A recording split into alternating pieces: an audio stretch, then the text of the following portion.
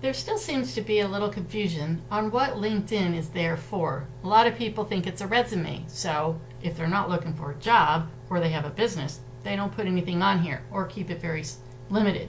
But that's not what LinkedIn is. LinkedIn's like an online networking event. So what you want on your profile is all the information about what you can do for your client.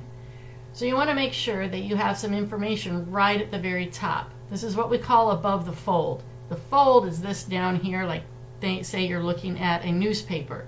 So this is the stuff that you see first. So as you see with mine, I make it very clear that I make custom marketing campaigns, I have marketing masterminds, I consult, and I do some training on marketing. So that's what I do. It's very clear to any business owner what it is that I do. The one thing that's very important is you really need your phone number right at the top. A lot of times people just have a question and they want to call somebody.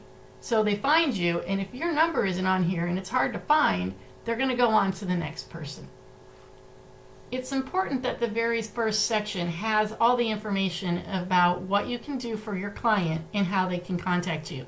You have to tell people what to do. Now you may have your summary at the top or your about. It just depends how you organize your page. But either way, whatever the first section is, have your number right at the top, and then let them know why they should call you. Ask them questions like, is your website making your phone ring? Because if it's not, it should.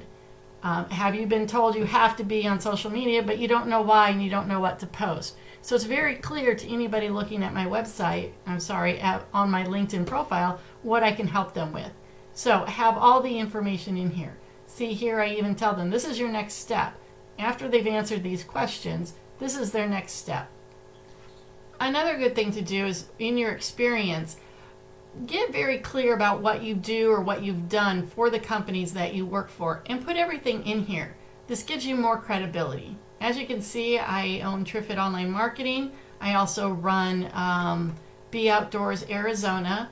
These are some other companies that I have owned. And again, it's always good to put in here if something is closed, like this particular business I owned, or you're no longer working in that industry. I'll be amazed still how many times I get somebody calling me either about the short sale business or being a broker, which I thought was kind of funny. If you do any kind of volunteering, it's always wise to put it in there. A lot of times people like that idea. Your client's going to look at you and like, wow, they give back. They do something for whatever charities or organizations that benefit whatever demographic that might be. I do a lot of stuff with outdoors and wildlife and habitat. Recommendations are really important. It's social proof for other people. It's a review that you're credible and that you provide great service. But unfortunately, a lot of times people just don't do it. They won't write a recommendation no matter how much they love you and they're happy. It just doesn't occur to them to do it. So whenever you're working with a client, before the transaction is complete and they are happy, ask for a recommendation. And all you have to do is click this button and you put in who you want to ask. You'll put in their email or their name. They have to be connected to you and they'll pop up. And then you can even ask them exactly what it is you'd like them to recommend you for. And then you will get a notification that says, you've got this recommendation, do you want to post it? And then you can accept it and post it.